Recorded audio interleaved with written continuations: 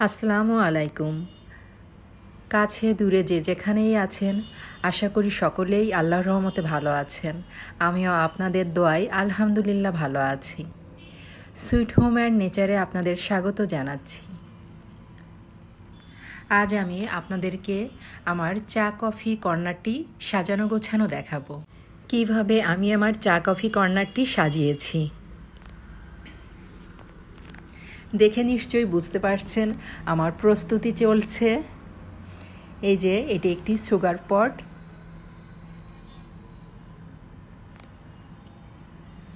এটি কফি পট, আর বাকি থাকলো টি পট।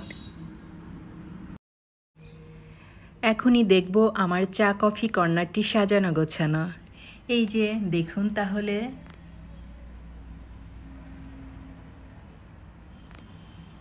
এই যে আমি এখানে একটি আর্টিফিশিয়াল মোম দিয়েছি। আমার মোম অনেক পছন্দ।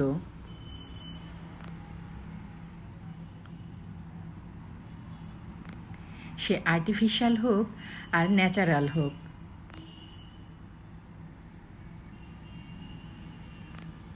এই যে এখানে আমি মধু রেখেছি। আমি অনেক সময় চায়ে মধু খাই। আর এখানে রাখছি লবঙ্গ। আমি লবঙ্গ চাও খাই।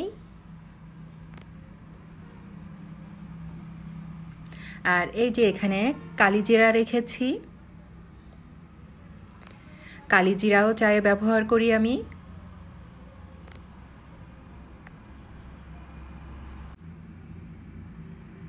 এই যে এখানে সুগার রাখা হয়েছে, এখানে টি রাখা হয়েছে,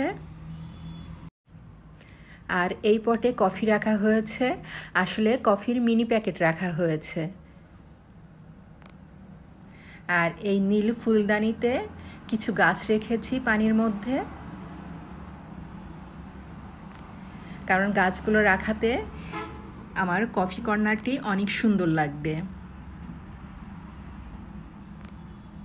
সবুজ গাছ চোখেরও শান্তি, মনেরও শান্তি। আবার যেখানেই রাখবেন সেই জায়গাটিও অনেক সুন্দর দেখাবে। আর এখানে একটি ফুলের শোপিস রেখেছি। আর এখানে আছে চায়ের সাথে তার মানে চানাচুর বিস্কিট। আর এখানে রাখা হয়েছে 3টি মগ। মগগুলো একটি ট্রের উপর রেখেছি। আর এই কর্নারে রেখেছি কিছু প্রয়োজনীয় সামগ্রী। আমার চা কফি বানানোর ক্ষেত্রে অনেক সময় এগুলো প্রয়োজন হয়। যেমন চাকু আছে এখানে। চাকু অনেক সময় লেবু কাটতে প্রয়োজন হয়। কেচি কফির মিনি প্যাকেট কাটতে প্রয়োজন হয়। এই যে একটি মগের মধ্যে আমি এই সামগ্রীগুলো রেখেছি। আর চামচ তো চা কফি নাড়তে প্রয়োজন হয়ই।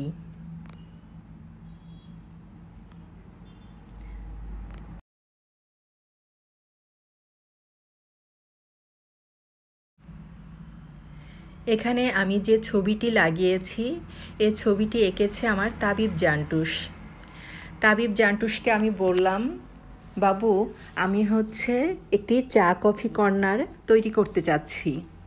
তখন ও বলল, ঠিক আছে মামুনি, বলো কিভাবে আমি তোমাকে ছবি এঁকে দিব। তারপর আমি বললাম তাকে এইভাবে এইভাবে আমাকে ছবি এঁকে দাও। সে সুন্দর করে আমাকে ছবি এঁকে দিল। দেখুন কত সুন্দর করে মগ এঁকেছে, গাছ এঁকেছে, নৌকা এঁকেছে, আবার একটি বট গাছও এঁকেছে। বট গাছটি বেশ সুন্দর হয়েছে। আবার লিখে দিয়েছে চা নাকি কফি। হ্যাঁ ভিউয়ার্স, আপনাদের চা পছন্দ নাকি কফি পছন্দ অবশ্যই কমেন্ট করে জানাবেন। আর এই যে আমি আমার চা কফি কর্নারটি আপনাদেরকে দূর থেকে দেখিয়ে দিচ্ছি। বেশি দূর থেকে কিন্তু দেখাতে পারছি না।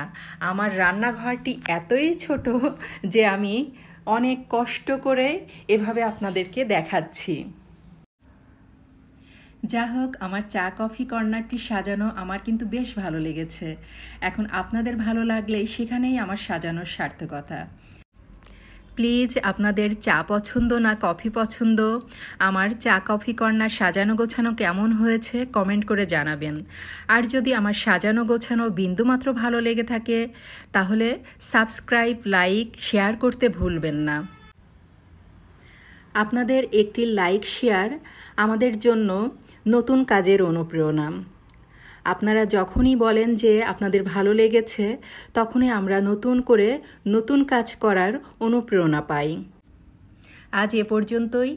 নিজেকে ভালোবাসুন। আল্লাহ হাফেজ।